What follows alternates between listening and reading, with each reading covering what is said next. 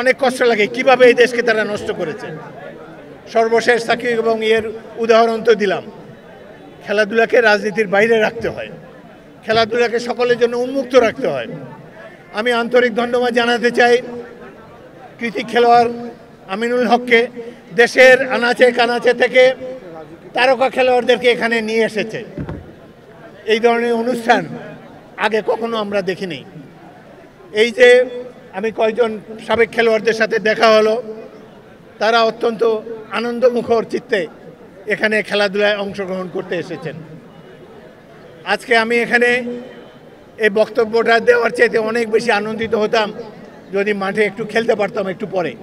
দুঃখের বিষয় আমার হাঁটুটি একটা অপারেশনের ফলে এখন আর খেলার অবস্থা নাই, কিন্তু এদেরকে দেখে খেলোয়াড়ি জীবনের কথা মনে পড়ে। বাঙালিদের ফুটবল ক্রিকেট চমৎকার ঐতিহ্য ছিল, কিভাবে একটা রাজনৈতিক দল ধ্বংস করতে পারে সেটি দেখালাম। সারা বিশ্বে ফুটবল ক্লাবের নাম কি? Barcelona, Manchester United, Manchester city, সব টিমের নাম দেখবেন শহরের নামে।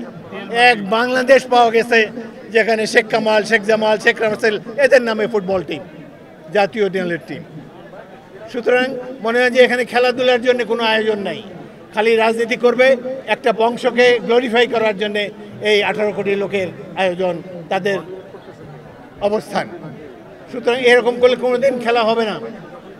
আমি তবু অত্যন্ত আনন্দিত হয়েছে যে আমাদের মেয়েরা বাংলাদেশের জনগণের মুখ রাখছে, চমৎকার খেলছে। একটি মেয়ে ঋতুপর্ণা চাকমা যেভাবে কালকে টেলিভিশনে দেখলাম বাঁপায় একটা গোল করলো, আমাদের ছেলেদের টিমে গোল দিতে পারবে না।